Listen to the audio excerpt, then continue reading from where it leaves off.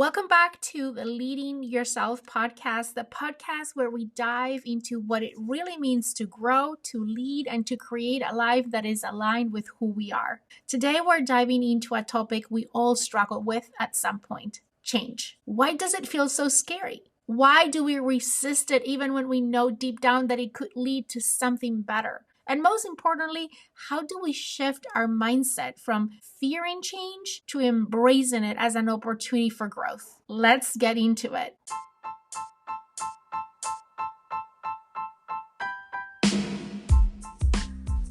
Welcome to the Leading Yourself podcast. This is your host, Carolina de Arriba. I'm an HR professional, coach, wife, mom, and above all things, a goal-getter. In this podcast, we're going to be digging into all things leadership, professional and career development, habits, and relationships. This is a podcast for those who want to become the best version of themselves. Let's start with this. Why do we start with this? Why do we resist change so much? It's one of the biggest paradoxes of life. We crave growth, new experiences, better opportunities. Yet, when change knocks on our door, we hesitate. Why? Because change brings uncertainty, and uncertainty can be uncomfortable. Think about it. Our brains are wired for survival, not necessarily for bold reinvention. When faced with the unknown, our instinct is to stick to what feels safe, what's familiar, even if it means staying in situations that no longer serve us.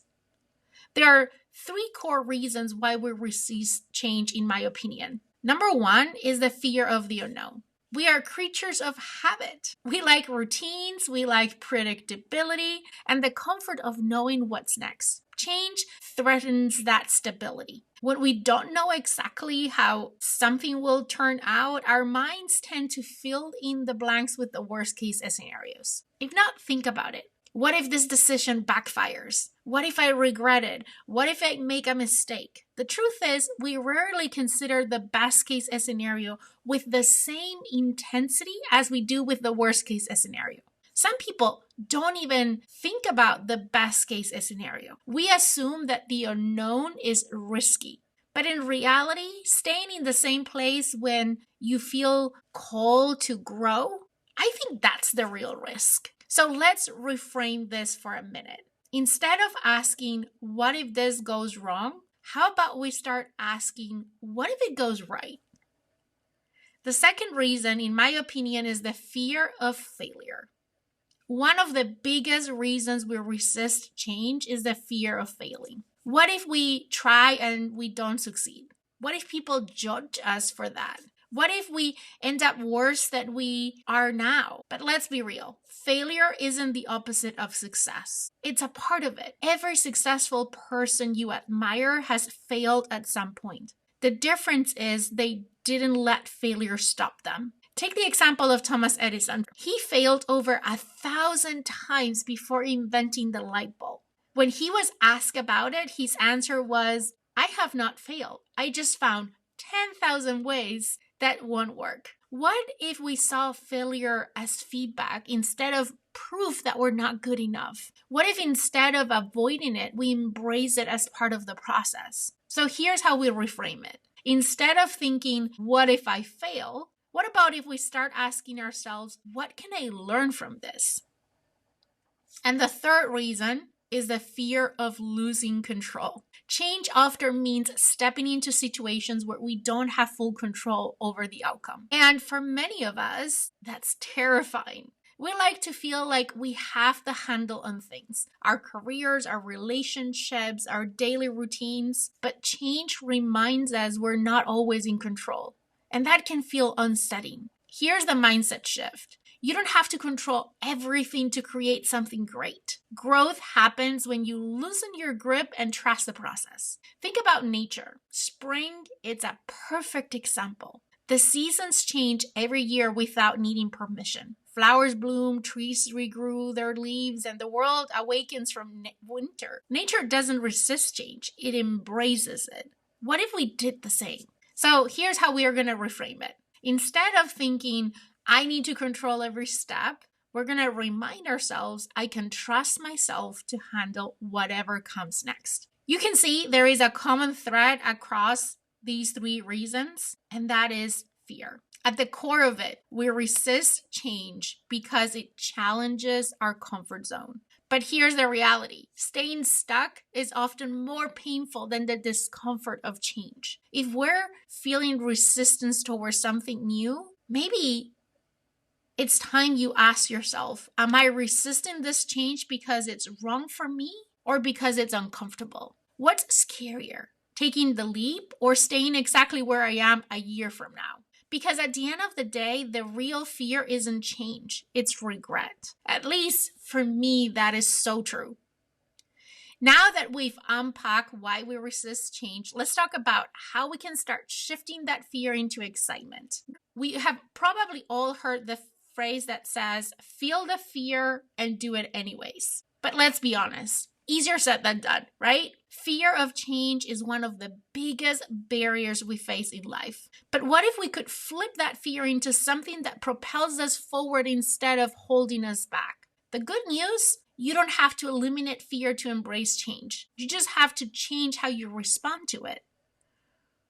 Let's break down 4 powerful mindset shifts to help you reframe fear into excitement, to shift your perspective on uncertainty and take action despite the discomfort that you might be feeling. Strategy number 1, fear isn't a stop sign. It's a green light. Most of us treat it like a giant stop sign. We think if I'm scared, that must mean I'm not ready. Let me tell you the truth. Fear is not a sign to stop, it's a sign that you're growing. Think about any big moment in your life. Starting a new job, moving to a new city, launching a project, having a tough conversation. Was fear present? Of course, I'm 100% sure that you feel some degree of fear in any of those situations. But did you survive? Absolutely. And not just that, you probably became stronger, more resilient, more capable because of it. So let's reframe our mindsets. Instead of seeing fear as something to avoid, let's start seeing it as proof that you're stepping outside of your comfort zone, which is exactly where growth happens. So try this. Next time you feel fear creeping in, ask yourself, am I scared because this is actually dangerous or because it's new? What if fear is not a bad thing? What if it means I'm on the right path? Strategy number 2, fear and excitement feel the same. So let's reframe it. Did you know that fear and excitement creates the exact physical response in your body? Your heart beats faster, your stomach tightens, the adrenaline kicks in. The only difference is the story you tell yourself about what's happening. If you say, I'm terrified, your brain interprets that energy as panic. If you say, I'm excited, your brain interprets that as readiness. I use this strategy every time I have to speak in public. I used to hate speaking in public because of the same reasons that I love to speak in public today. It's that feeling when my heart starts beating faster and my stomach tightens and the adrenaline kicks in.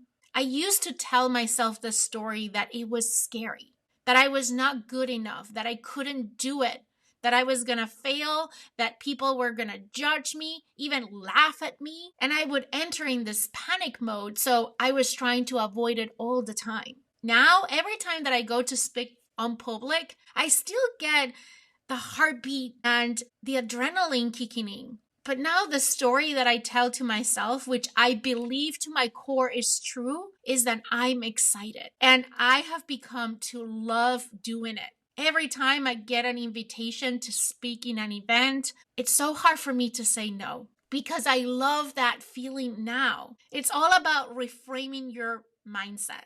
When fear pops up, pause and ask yourself, what if I'm not scared? What if I'm just excited about the unknown? What if this change is something to look forward to? Next time you're feeling anxious about a big change, swap I'm scared with I'm excited. Repeat it out loud. It's a small shift that makes a huge difference. I promise, I guarantee it.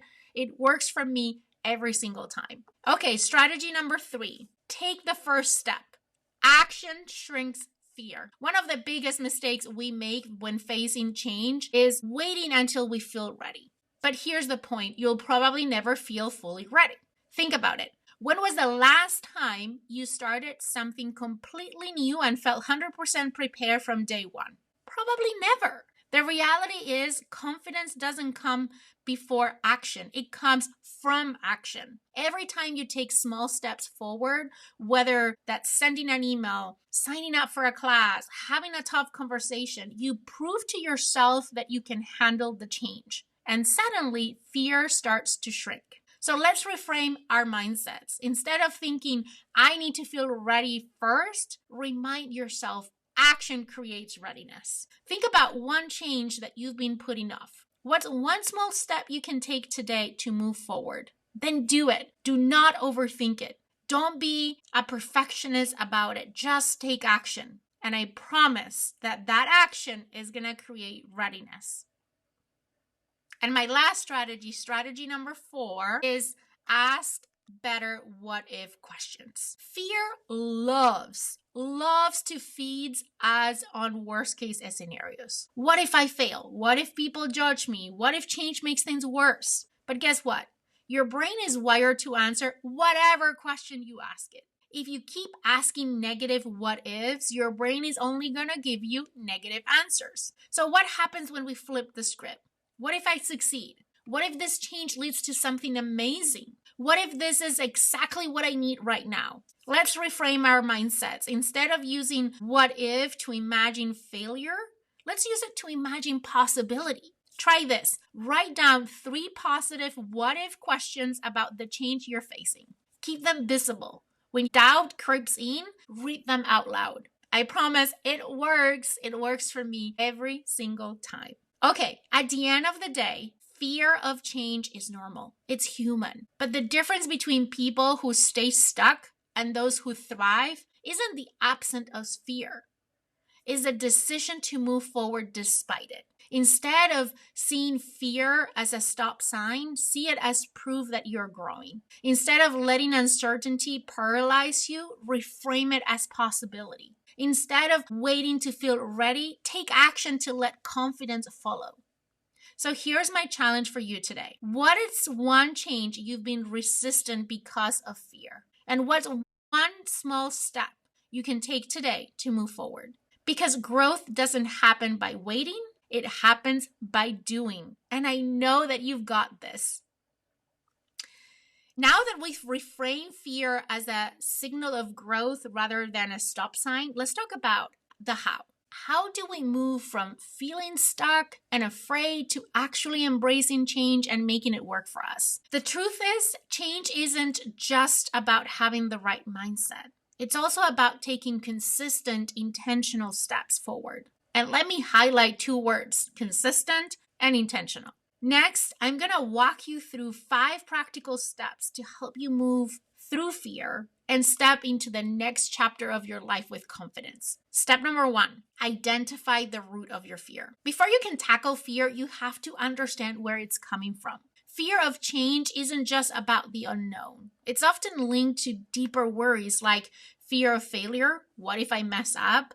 The fear of judgment, what would people think? The fear of losing control, what if it doesn't go the way I planned? Or the fear of regret, what if I make the wrong choice? So try this. Take a moment and ask yourself, what exactly am I afraid of? What's the worst that could happen? And if the worst happened, how would I handle it? Most of the time, when you break it down in that way, you realize that fear isn't as a catastrophe as it feels in your head. Instead of focusing on what could go wrong, start asking, what's the best that could happen? Step number 2, break the change into small, manageable steps. One of the biggest reasons change feels overwhelming is because we try to tackle everything at once. We see the full picture and think, whoa, that's too much. I can't handle this. But the key to making change less intimidating is to break it down into bite-sized steps. Think about it like climbing a staircase. If you stare at the whole flight, it feels daunting. But if you focus on just one step at a time, suddenly it feels doable. So try this. Write down the big change you're facing. Then break it down into micro steps. What's the smallest action you could take today? Focus only on that one step. Instead of thinking, I have to figure it all out, say to yourself, I just need to take the next small step.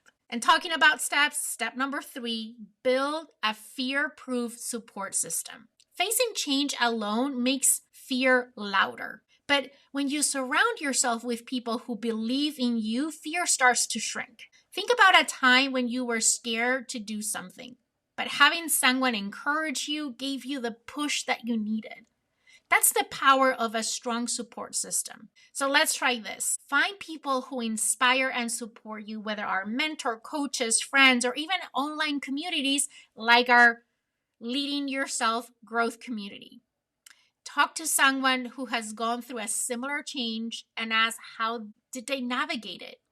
And then share your fears with that trusted person. Sometimes just saying them out loud makes them feel smaller. Instead of thinking, I have to do this alone, remind yourself, I can lean on others for guidance and for encouragement. Step number 4, develop a fear to fuel ritual. Fear has a way of showing up right before we take action. The moment you're about to send that email, to make that phone call, to step into that interview, bang, fear kicks in. So instead of letting fear control your actions, create a ritual that helps you shift your energy before making a move.